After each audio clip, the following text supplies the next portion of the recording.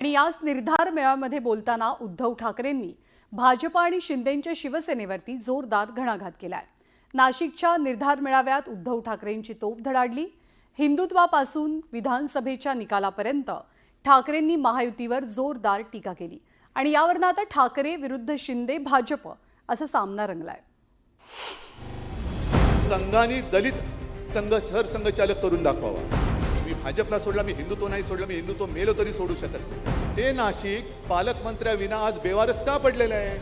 तुम्ही तिकडे अयोध्येत मंदिर बांधलं, जर शिवसेना त्याच्यात नसती तर तुम्ही त्या मंदिरापर्यंत पोहोचू शकला नसता।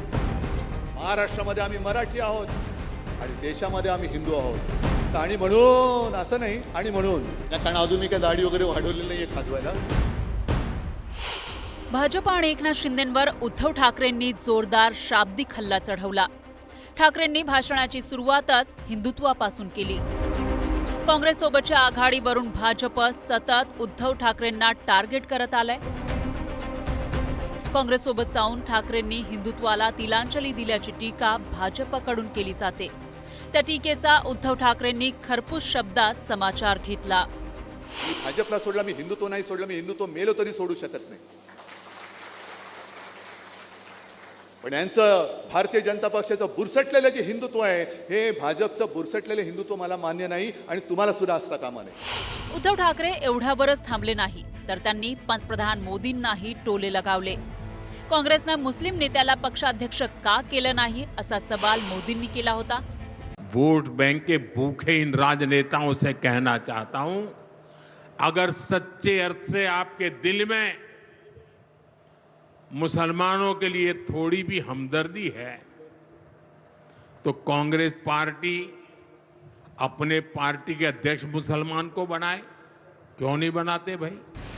मोदींच्या त्या आव्हानाला उद्धव ठाकरेंनी प्रतिआव्हान देत भाजपची राजकीय कोंडी करण्याचा प्रयत्न केला। त्यांच्या आत्ताचे जे प्रदेशाध्यक्ष सपकाळ ते म्हणाले, असं जर का असेल तर संघाने दलित संघ सरसंघचालक करून दाखवावा।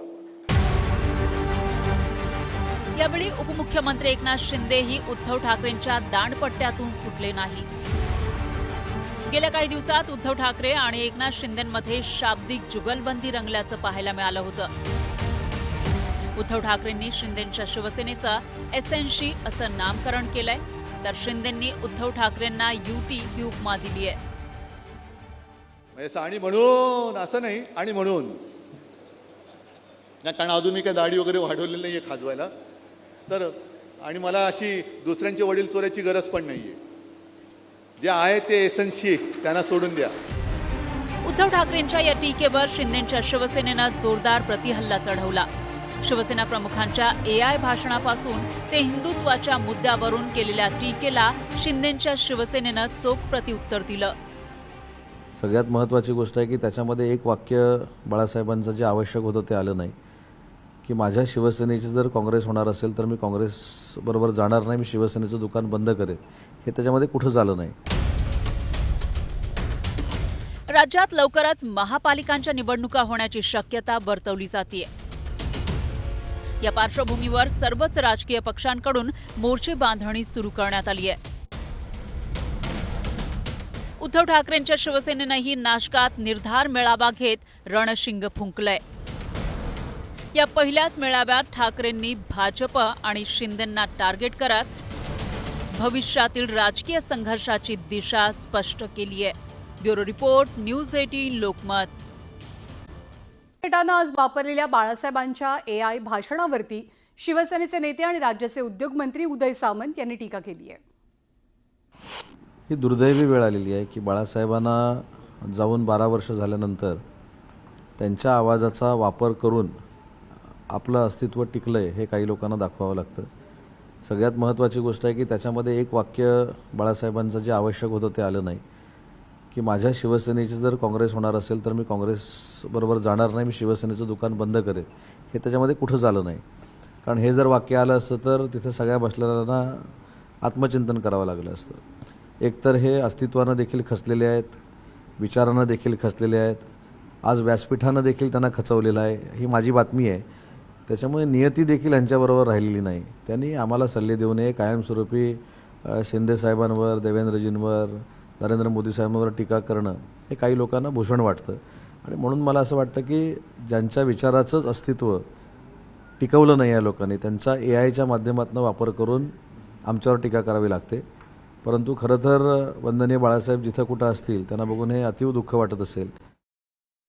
हेडलाईन्स प्रायोजक राजयोग पेंट्स. आनंद तुमचा, रंग आमचा. या ठोंगावरती मी लाथ मारलेली. मी भाजपला सोडला, मी हिंदुत्व नाही सोडलं, मी हिंदुत्व मेलो तरी सोडू शकत नाही. हिंदुत्व सोडल्याचा भाजपकडनं अपप्रचार, नाशिकच्या शिबिरातनं उद्धव ठाकरेंचा घणाघात.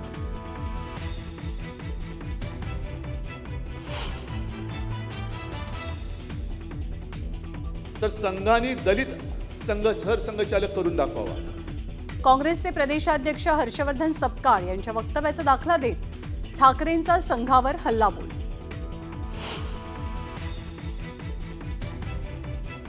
नाशिकमधील शिवसेना उभाटाच्या मेळाव्यात बाळासाहेबांचा AI आवाज. महाराष्ट्रात आम्ही आधार दिला म्हणून तुम्ही वाढलात, भाजपवर घणाघात.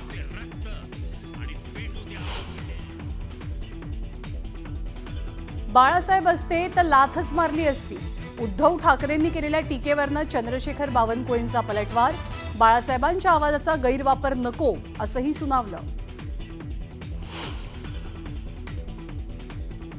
आता देवेंद्रजी विमानाचे पायलट आहेत तर मी आणि अजितदादा को पायलट. सरकारच्या विकास आणि कल्याणकारी योजनांच्या मुद्द्यांवरती बोलताना एकनाथ शिंदेंचं विधान. मुंबई भाजपच्या अंतर्गत निवड प्रक्रियेला वेग. भाजपच्या प्रमुख नेत्यांची उद्या महत्त्वपूर्ण बैठक. मुंबई जिल्हाध्यक्ष निवडीवर होणार चर्चा.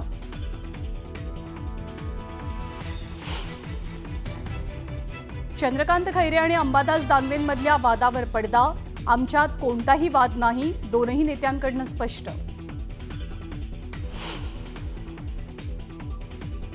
कुणाल कामराला अटक करण्याची गरज नाही.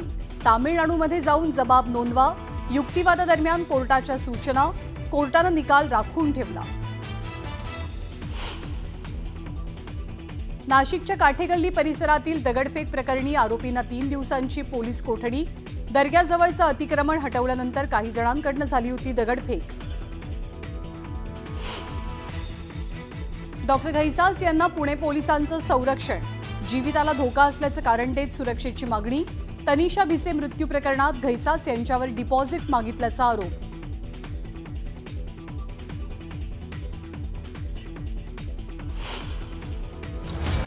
आणि राज्याचे माजी मंत्री प्राजक्त तनपुरे हे गेल्या काही दिवसांपासून आमरण उपोषण करत होते. त्यांचं आमरण उपोषण अखेरीस मागे घेतलं गेलंय. बाळासाहेब थोरात आणि अंबादास दानवे या दोघांनी शिष्टाई केल्याचं कळतंय. महापुरुषांच्या पुतळ्याची विटंबना केली गेली होती आणि या पुतळ्याची विटंबना करणारे गुन्हेगार अजूनही सापडत नसल्यामुळे किंवा त्यांच्यावर कारवाई होत नसल्यानं प्राजक्त तनपुरेंनी उपोषण सुरू केलं होतं. लवकरात लवकर तपास न लागल्यास आंदोलन उभं करण्याचा इशाराही त्यांनी दिला. पण आता त्यांनी आपलं उपोषण आंदोलन मागे घेतलंय.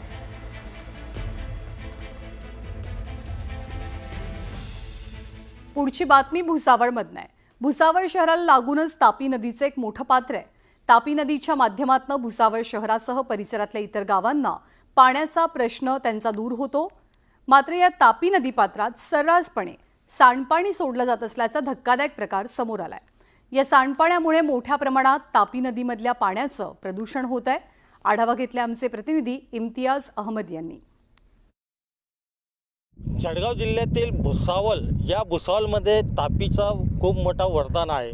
भुसावळकरांसाठी या तापी नदी पात्रातून पिण्यासाठी व वापरण्यासाठी MIDC असेल व भुसावळ जळगाव साकेगाव आणि तसंच या ठिकाणी जे शेलगाव बॅरेक आहे या शेलगाव बॅरेकमधून पुढे अमृत योजनाची ही योजना करण्यात येणार आहे. तसेच या तापी नदीमध्ये आपण बघू शकतो मोठ्या प्रमाणात या तापीमध्ये प्रदूषण वाढलेलं आहे.